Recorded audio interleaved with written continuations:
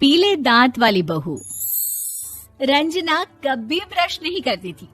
उसे कितनी बार उसके माँ बाप ने डांटा, लेकिन उसका कोई असर उस पर होता ही नहीं था, जिस कारण से उसके दांत पीले पीले हो जाते हैं।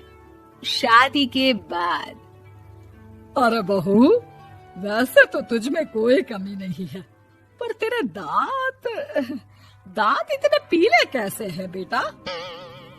कैसे मतलब? कोई सर्जरी थोड़ी ना कराइए। वो तो क्या नाम, मैं ब्रश नहीं करती थी तो पीले हो गए। अब क्या करूं?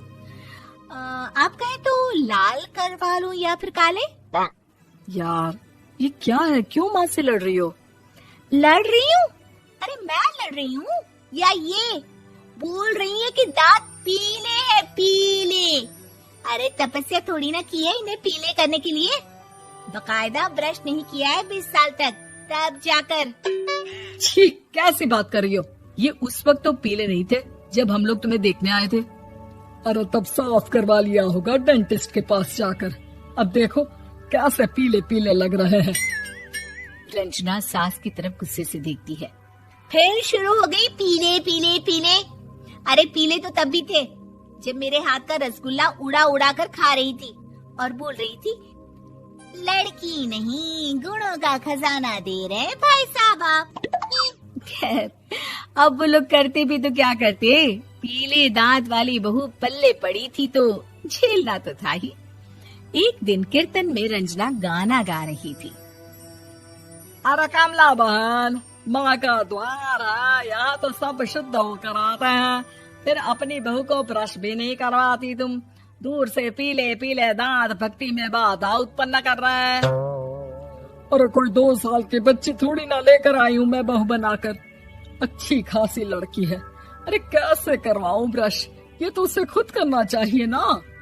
अब माँ बाप तो इसके जैसे तैसे निपटा दिए, ये नहीं सोचा कि सास कैसे संभालेगी।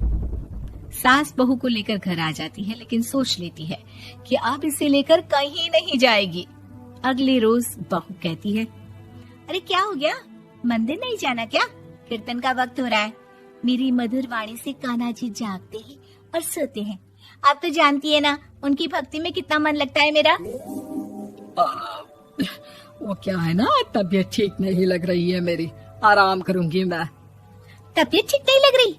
अभी तो मिथुन के गाने पर नाच रही थी आप, और अब बोल रही है कि तबीयत ठीक नहीं लग रही।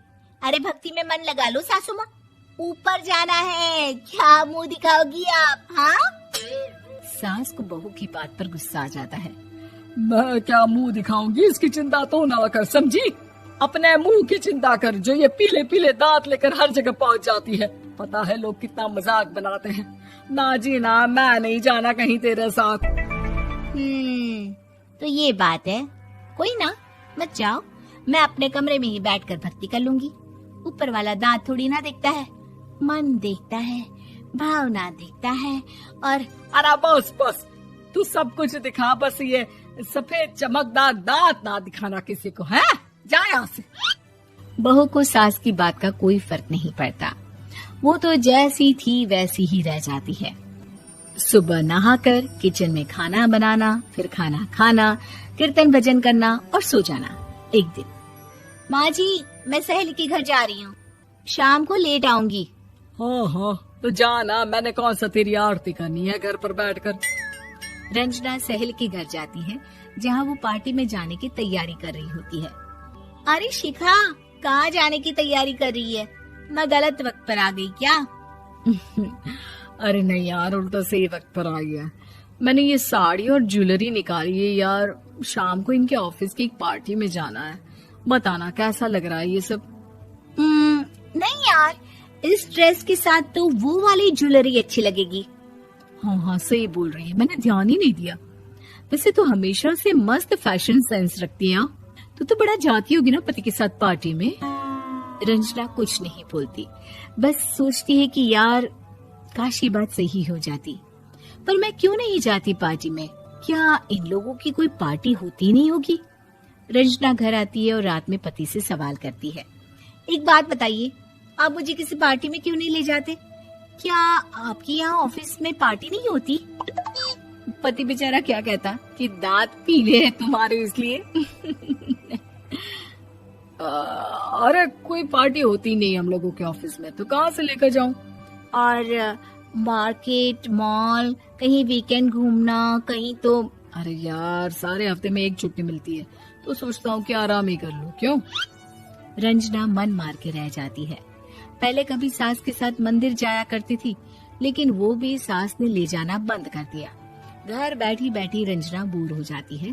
तभी उसे आइडिया आता है और वो मायके जाने का सोचती है। सासू माँ, 2 दिनों के लिए मम्मी के घर जा रही हूँ। अच्छा ठीक है, आराम से जा। और हाँ, माँ से कुछ अच्छी आदत सीख कर आना कि कैसे शरीर के हर भाग की तरह दांतों की सफाई भी जरूरी होती है, समझी? शुरू हो गई ना आप। वो लोग आपकी तरह नहीं है कि छोटी छोटी बात का बतंगड़ बना दे। उन लोगों के लिए मैं मायने रखती हूँ, ना कि मेरे पीले पीले दांत।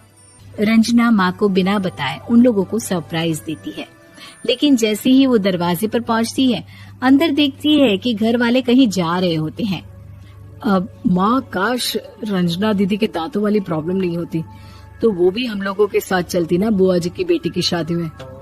हाँ बेटा, लेकिन अब उसे कौन समझाए कि उसको उसके पीले दांत नहीं दिखते, लेकिन उसके आसपास के लोगों को कितना एम्बैरेसिंग फील कराते हैं।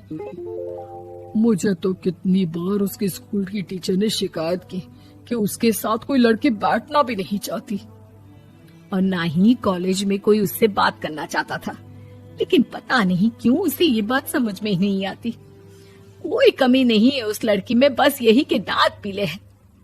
वो तो भला हो जीजा जी और उनकी माँ का, जो दीदी को जैसी है वैसे ही रखा हुआ है।